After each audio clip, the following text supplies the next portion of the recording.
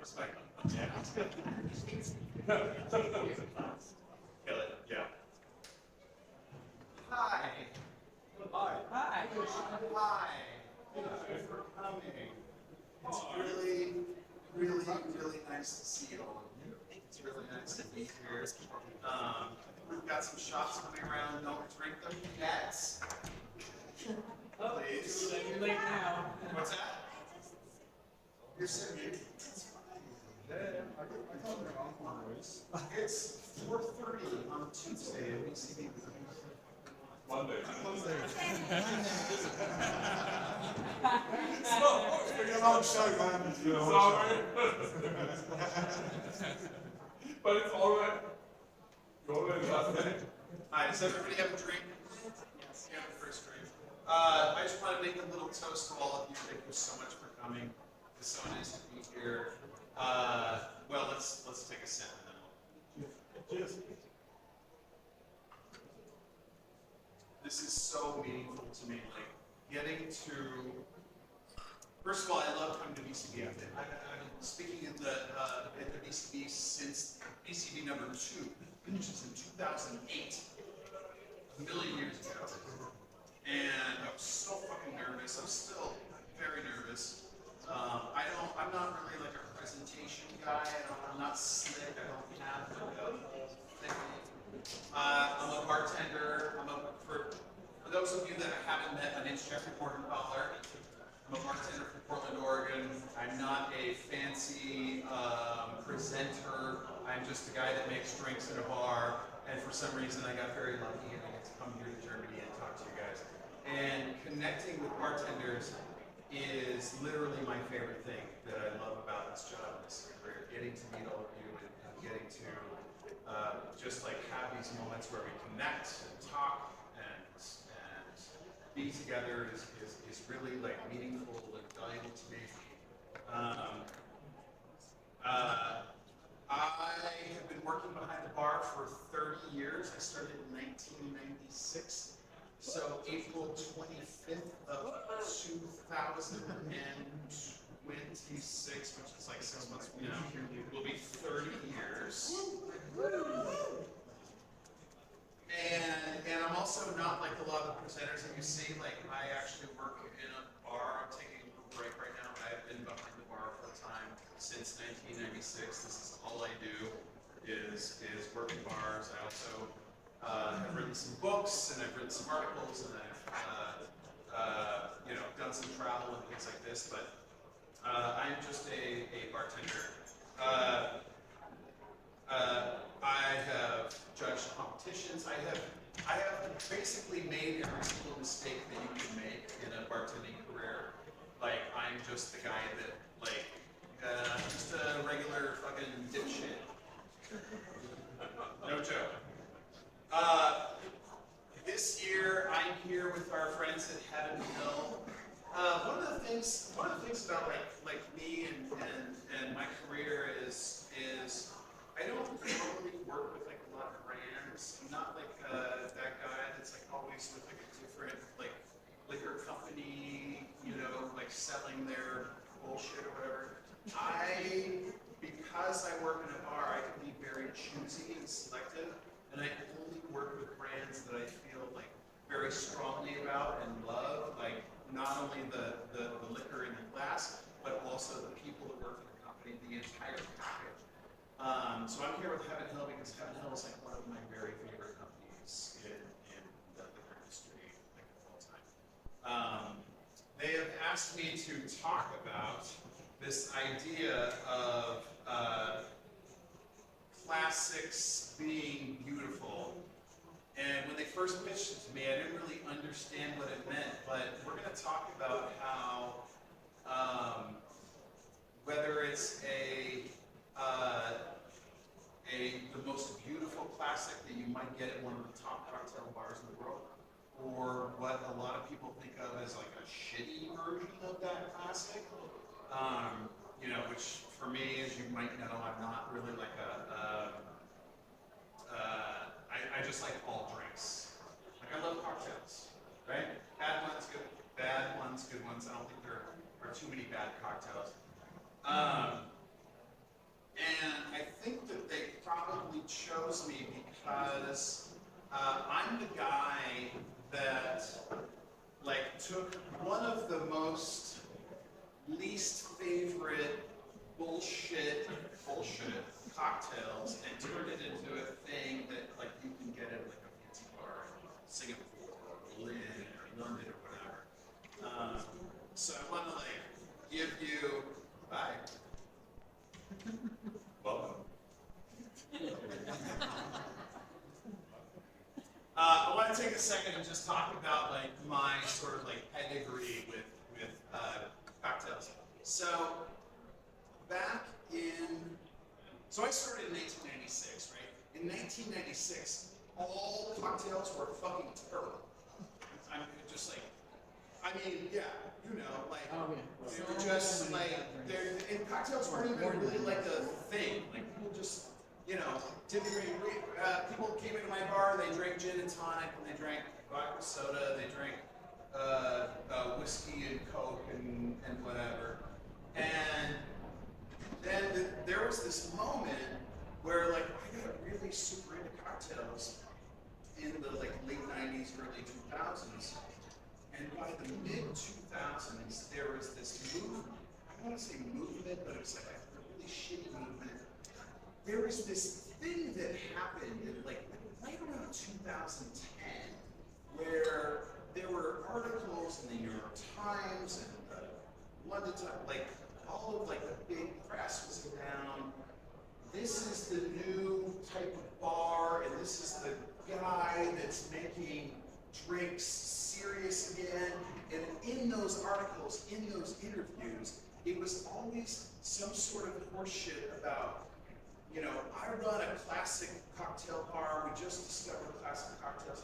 And if you come into my bar and you order a Long Island or an Amaretto Sour or a Dory Sour, we will either tell you that we won't make it for you, or we'll tell you that you have to leave.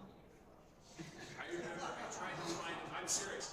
I tried to find it. I couldn't find it, but I distinctly remember this like New York Times article where there was a bartender, some fucking dipshit that we've never even heard of anymore. Some guy was like, if you come into my bar, this was the thing that like really did it for me.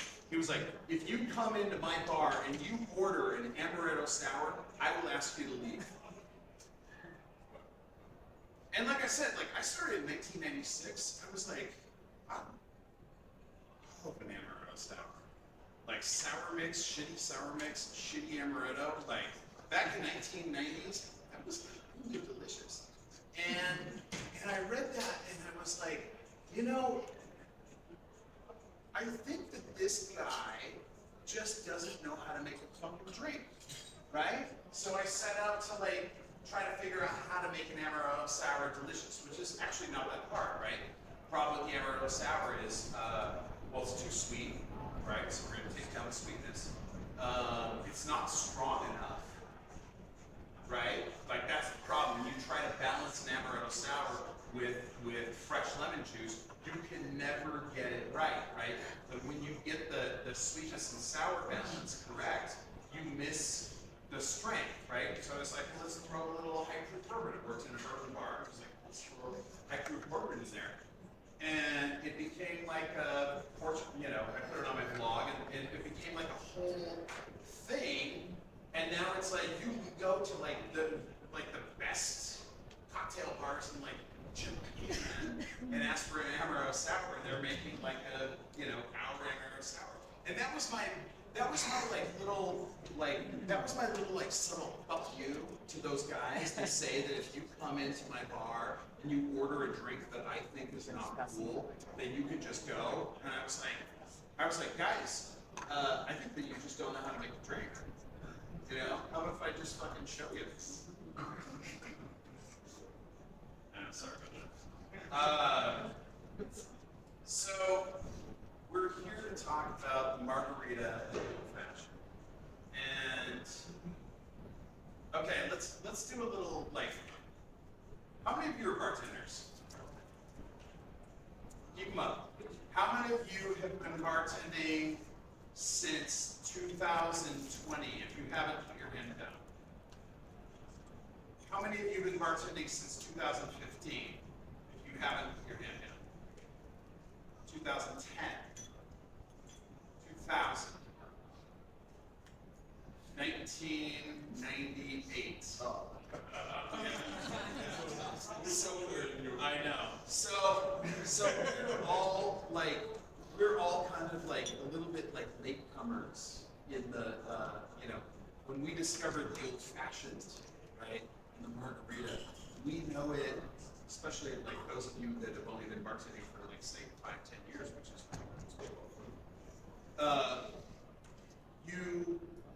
there's a whole section of history that you might be forgetting or might not be aware of.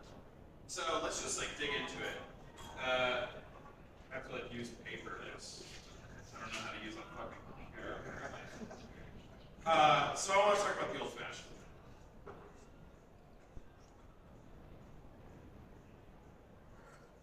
And I think you're getting a sample of old fashioned right now. Yeah.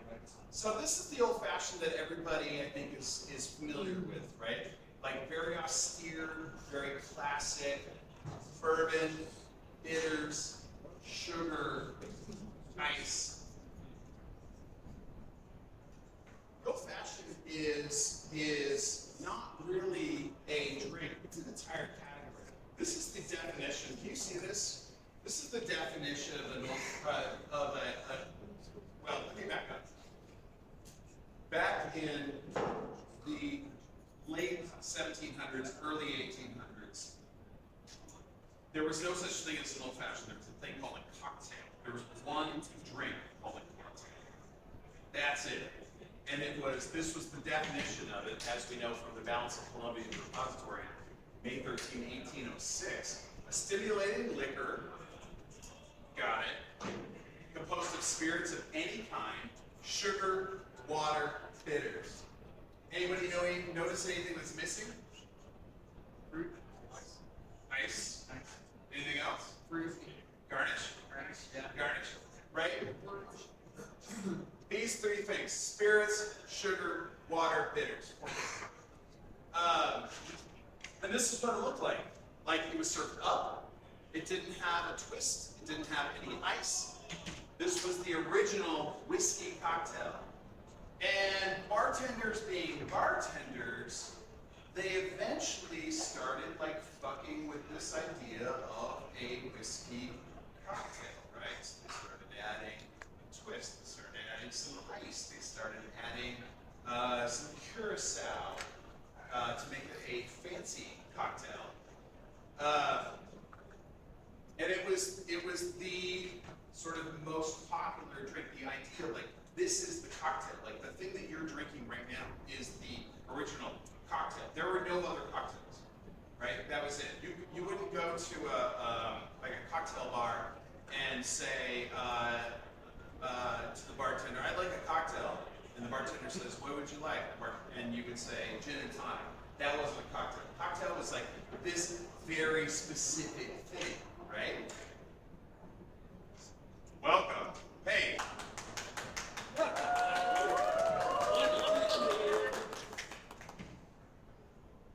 So, as that one drink kind of evolved and started bringing in like citrus twists and ice and all this stuff, there was the fancy cocktail. There was like the cocktail number 2. There were all these like different types of cocktails. If you were like, one of those old guys, like the grumpy old guys that would go into a cocktail bar, as it was now known, and you would say, I want a whiskey cocktail, but not the fancy bullshit that you guys are making right now. Like, I want an original, want an old-fashioned style cocktail. And they would make you this. And as that became part of the lingo, it just became the old-fashioned. The old-fashioned was, yes, spirit, sugar, water, now in the place of ice. And bitters. Oh, please. I'm seriously like, So then Prohibition happens in 1933, and Prohibition fucks everything up, right? Like, cocktails became, gin and tonics, gin, bathtub gin, bullshit, whatever. And this original idea of the old-fashioned cocktail started to sort of go away. But it kind of migrated from New York into the Midwest of the United States, where I believe that it got kind of conflated with the whiskey smash, right? I don't know if you know that, the whiskey smash, right? You know the Dale DeGroff whiskey smash, which is muddled lemon and fruit and all that bullshit. The original whiskey smash was basically a mint julep minus the mint with a bunch of fruit on top. So it started turning into this, right? Muddled orange, muddled cherry, bright red cherries, water. Wisconsin really took this whole idea and just turned it into an entire thing. Prohibition happens, and it becomes that is what an old fashioned becomes. Do we have the old?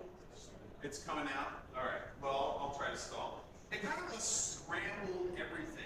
This idea the old fashioned being just this muddled, what a lot of us now think of as a bullshit cocktail. Nobody would, you would never serve a muddled cherry orange old fashioned. But for decades, that was the thing that kept the old fashioned alive. The center of the United States, small towns, farm people, they were drinking these muddled things, and nobody was this idea this kind of old fashioned would unheard of. And you wouldn't even, if you went into a bar and the bartender made you this, you'd fucking leave.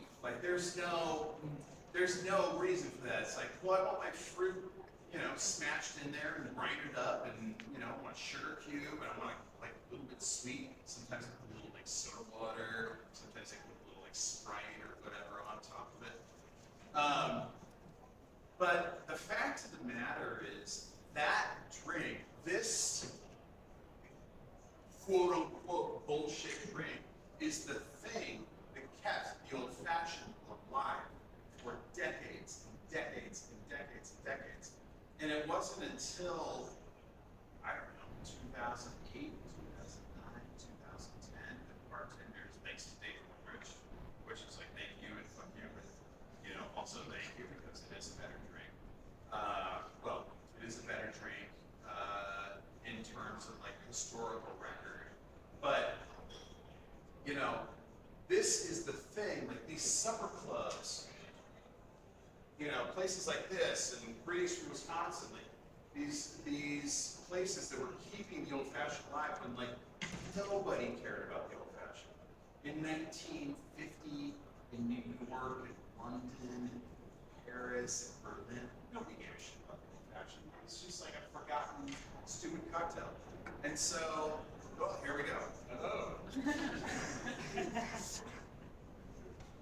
So, what I wanted to do was demonstrate to you guys and have you taste side by side the muddled cherry, orange, bitters, sugar, old-fashioned next to the old-fashioned we all think of, which is this guy, right? To see that, it's really, I don't know, I think there's a real, beauty about this old-fashioned. Have you had a muddled old-fashioned before? Oh, I'm so excited for you to try it. I feel like it. I made this myself. This is one of the drinks that we're serving that I made myself, and hopefully I can get one. Don't forget that. There was a story. This is probably back in 2000. Let's say 2012. I was working one night, Flight Common, downtown Portland, fucking crazy, capacity of 300 people in that place, bar and restaurant, and I had a brand new bartender. He was a great kid. He was very excited about cocktails, He had done all the studying. He had taken my little training class where I taught him about this old fashioned. Not this one, but this one, because this is the one that we make in my bars. And I remember I was working, we only had 2 bartenders, so I was working point, he was working service club. And this young lady came in, she was sitting in the middle, like right in between our, like he had his section, I had my section, and they kind of like met, and there was like that little gray area where like nobody really got great service, but we tried. And I remember hearing her as I'm like talking to another guest and making like 17,000 drinks. She said to him, "Can I have a brandy old fashioned?" Which brandy became the sort of Midwest like default for old fashioned cocktail. She said, "Can I have a brandy old fashioned?" He goes, "Yes, absolutely." And I'm hearing it, and I'm not really paying enough attention, but I'm like, I know that there's something, and so I kind of see him out of the corner of my eye, again while I'm like making a trillion drinks, and out of the corner of my eye, he grabs like a beautiful cognac, pulls it out, takes some simple syrup, pulls it out, takes some bitters, does 2 dashes of extreme bitters, stirs it, gets like a nice, big, beautiful, clear ice cube, puts it in a glass, and then as he's like handing it to her, I look over and I see this moment where he's like so proud to give her this brandy old fashioned, and she's like what the fuck is this? And I just like reach over and I was like, "Are you from Wisconsin? Wisconsin South?" Yeah, got it, yeah. And he was like, "What are you doing?" And I got back there and I muddled the cherry, muddled an orange and everything, put it in front of her. And he was like, "What the fuck, man? You told me that an old fashioned is just spirits, sugar, water, bitter served like this." And she was like, "Thank you so much." And I was like, "I'll talk to you about it later." Do you have one? Yeah. What do you think? What do you think? Pretty good. It's fucking good. Now, is it an old fashioned in the way that we think of old fashions now in 2025? Not really. Is it a fucking great drink? Hell yeah. Yeah. Is it sweet or sour? That's what I like. Sweet or sour? Because in Wisconsin, that's what they ask you. Yeah, well, yeah, that's a whole other thing. Like, try not to confuse everybody with the sweet or sour thing, but that was the thing. And then in the 2000s, like we all kind of like, thanks to Dave Wondrich and Dale Groff and all these kind of people, like we sort of dug into this idea of like, this is what an old fashioned should be, and that's it, right? Like there's no other style of old fashioned. But the thing that I want to impress upon you is that this drink kept the old fashioned alive. We wouldn't know what an old fashioned was if it wasn't for that. That drink kept the old fashioned going so that we could get to here, right? And this idea that bartenders should only make this and that this is wrong really hurts me to my soul, because again, I think that all classics are beautiful. Back to the Amaretto Sour thing, there was just this idea that a certain type of version of a drink is bullshit and another type of version of a drink is okay. And I just as a bartender, I just feel very offended by that, right? Because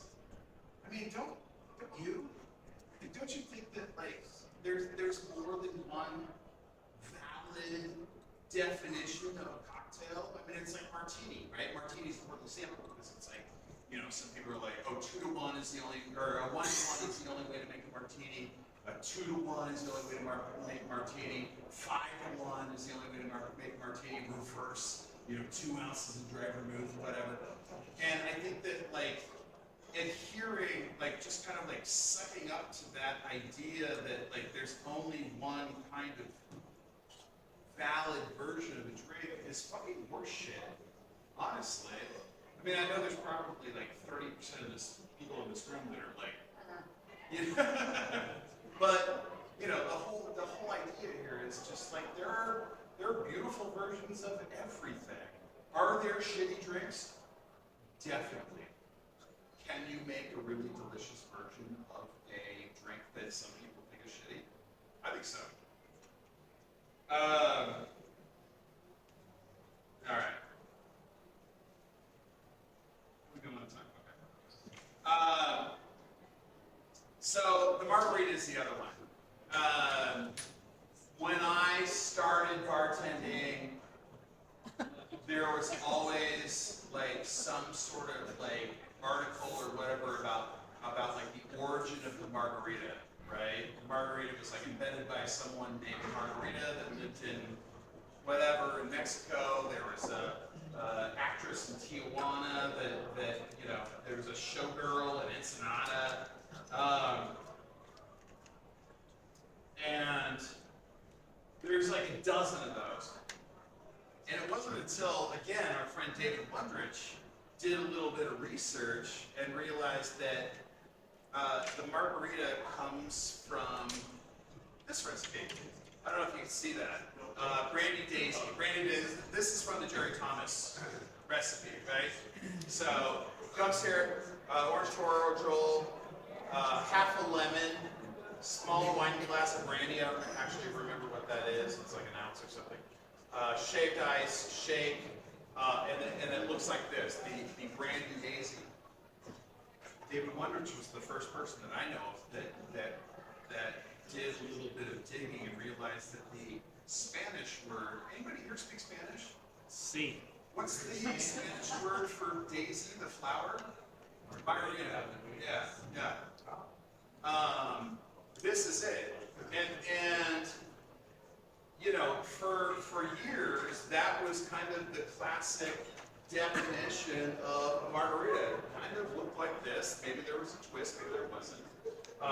Usually made with lemon. Some point it moved it to lime. By the 1950s, all of those U.S. GIs that had come home to the United States and were kind of like hungry and thirsty for refreshing, exotic cocktails that were not necessarily from America, right? Discovered the margarita, and hang on, let me look at my thing. And this is at the same time that like Mexican food, right now it's like so crazy to think of a time in America where Mexican food was not like the most popular fucking food in America. I mean, it is now, thank God. There was a time when like Mexican food was like exotic, weird, and it only happened at like the border, there was like Texas, Arizona, New Mexico, Southern California. Then it started to like filter up into the rest of the country, and they brought the margarita with them. Hang on, a little water break here. Also, if you have any questions, you can just shout them out. This isn't like a formal. Sorry, this is what you got now? It's a Brandy Daisy? It's a brand. You got tequila daisy. Tequila Daisy. Yeah. Also known as. Yeah. How is it? Yeah. All right. So this is starting to take over in the United States. Like, Mexican food is sort of moving up. This one Mexican cocktail that people kind of know is kind of moving up into the States as well. And this guy, I love this guy, Mariano Martinez. He has a chain of Mexican restaurants in 1871. And his problem is, I think that how many bar managers are in the room? Yeah. So he, as the owner / bar manager, has a little problem. That is, bartenders don't necessarily make the exact same margarita every single time. And it's a little bit of a problem, right? Some people, they show up and have a really nice experience. The times they show up and they get a margarita and have a really terrible experience. And he starts thinking, like, what can I do to balance that consistency across all of my places? So he goes to, do you have 7-Eleven here? Or you have bodegas, you have like a Spati, right? So he goes to 7-Eleven. 7-Eleven is very famous because they have these like slushy machines that are just, it's like cherry Coke, or they have like a wine punch or whatever, you know, they have no alcohol, whatever. He sees it and he decides, you know what, if I put a margarita in that thing, and it's the same recipe, then every single customer is getting the same margarita every single time. He literally invents, I don't know what the sombrero is all about, but I feel like this is like some white person was like, hey, can you put on a sombrero for the photo? And he was like, I guess. So he puts on a slushy margarita. He invents the slushy margarita, and shit goes fucking nuts. Like, people cannot, I mean, we've all had slushy margaritas, right? Like the best thing ever. Have we had the regular margarita yet? Yeah. Are we getting the, yeah. So, oh yeah, we got a lot. I'm not letting you guys leave here totally sober, all right? Anyway, so from there, that kind of spreads all over the country, right? And people are going nuts. It's like Mexican food is just getting bigger and bigger and bigger. And along with it comes a slushy margarita. And from there, we get to this place where it's like flavors, right? I mean, a margarita is great, but what about a mango margarita? What about a strawberry margarita? Yeah, right? Like, what about just a delicious, slushy, fruity, slutty, just like all of the best flavors in your mouth. And again, there was this period in the like mid sort of 2010s where bartenders generally were like, fuck this shit, right? That's not a margarita. We're only gonna do classic margarita, right? We're gonna do 50 milliliters of Blanco tequila. We're gonna do 20 milliliters of Cointreau, 20 milliliters of fresh lime juice, and that's great. But there was this attitude that like every other margarita that's not that recipe, the original margarita, I guess, is bullshit, which I think is a bullshit fucking thing to think, you know, because as we'll hopefully see here, if we make this right, that this is strawberry, right? Marcus is strawberry. Strawberry margarita, yeah, yeah.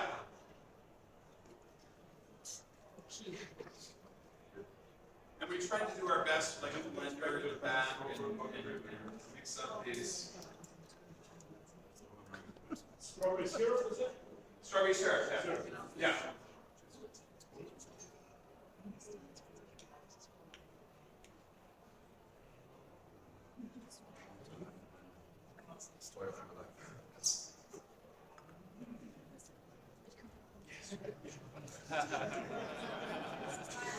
It's your recipe. Pretty fun, right? I just think that like, I just think that this idea that some drinks are right, some drinks are wrong, is killing our profession. Honestly, like, and it makes me really sad. You know, I hear all the time still, I think it's 2025, and I can't believe that this is still happening, but that people are going into bars Now, it's one thing if you just don't have strawberries or strawberry syrup at your bar. That's totally fine, and we can kind of like work around that. But this idea that as a consumer, you would walk into a bar and say, "I want a muddled old fashioned," and the bartender would say, "No." I mean, we've all heard that story, right? Like we've all heard about that bartender that says, "No, you can't have the thing that you want." And it gets into this idea of, and this is like a thing that I feel really strongly about, this idea of, hang on, I have to look it up. What did I say? Don't. This idea of like cocktail knowledge versus cocktail fluency. Like this idea that like somebody can walk into your bar and say, "I want this, but I want the way that I want it." Somebody comes to your bar and says, "I need a fun, fruity margarita." And we as bartenders say, here's a classic margarita. And you can just see, I'm always surprised at the number of bartenders that really don't pay attention as they're sliding that drink across the bar and seeing that look of disappointment on their face. And they say, "I want a fun, fruity margarita." And they're like, "This is 2 parts tequila, 1 part lime, and 1 part Cointreau." And you're like,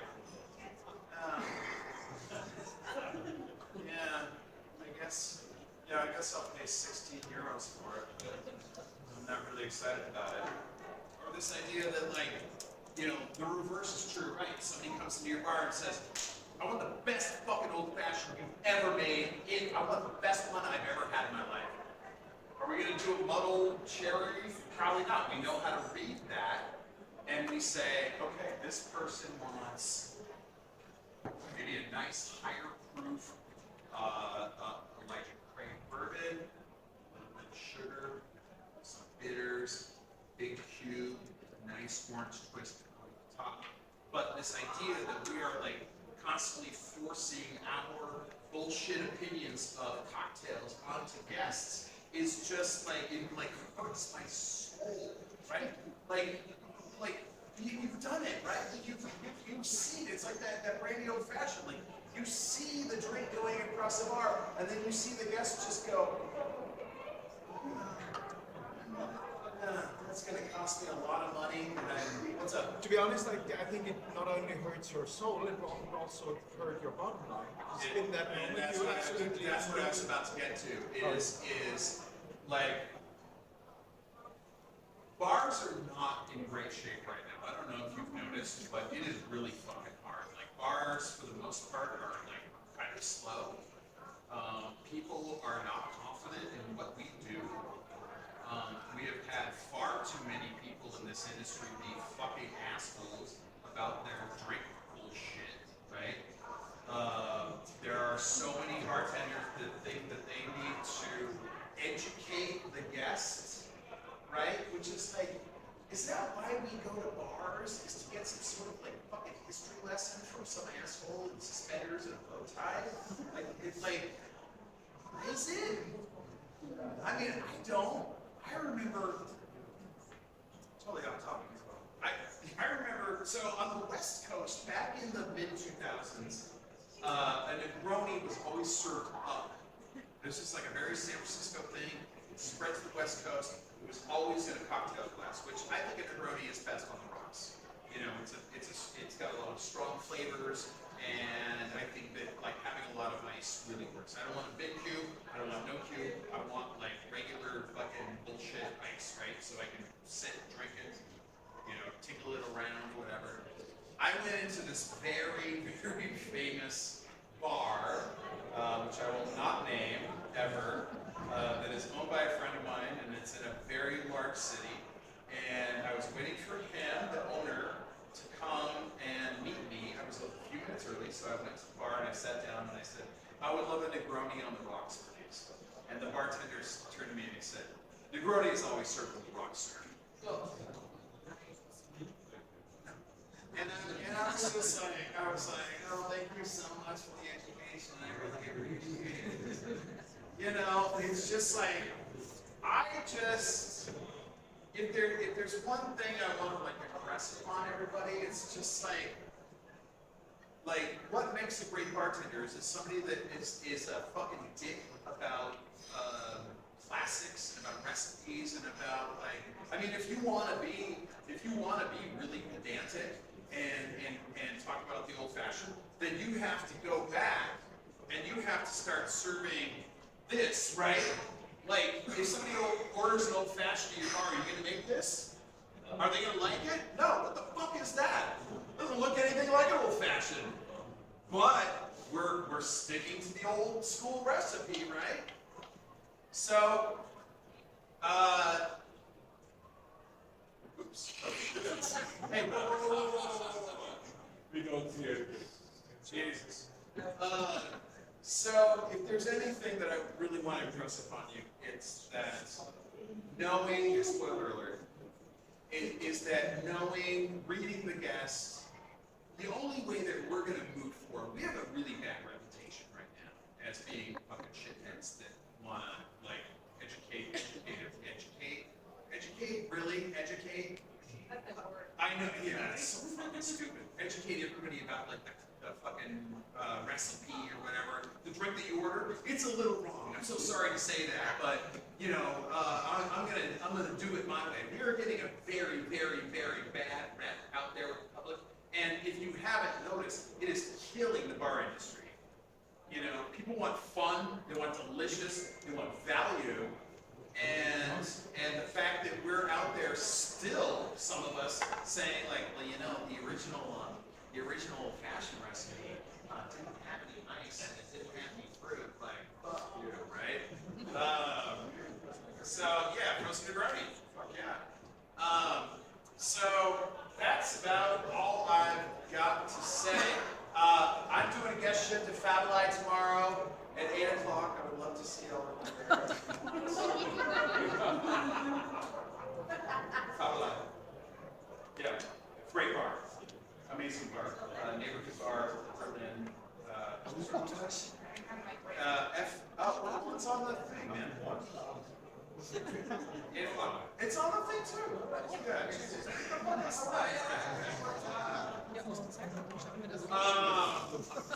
Anyway, that's my rant. That's what I wanted to say. It's like, fuck those bartenders that are trying to like educate the consumer. All classics are beautiful. Strawberry Margarita is delicious. Thank you. Woo!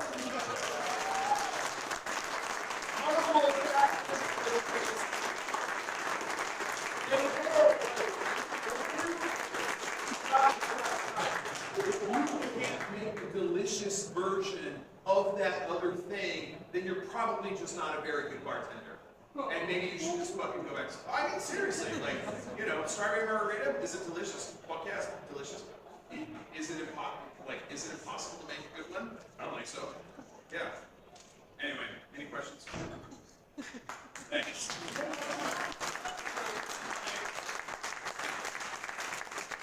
You know, I'm not like a very polished presenter. I don't claim to be. I'm just a fucking stupid bartender that occasionally gets asked to show up here. I've been working on this stupid slideshow for like 3 months. It's still too small. I don't know what the fuck I'm doing, but.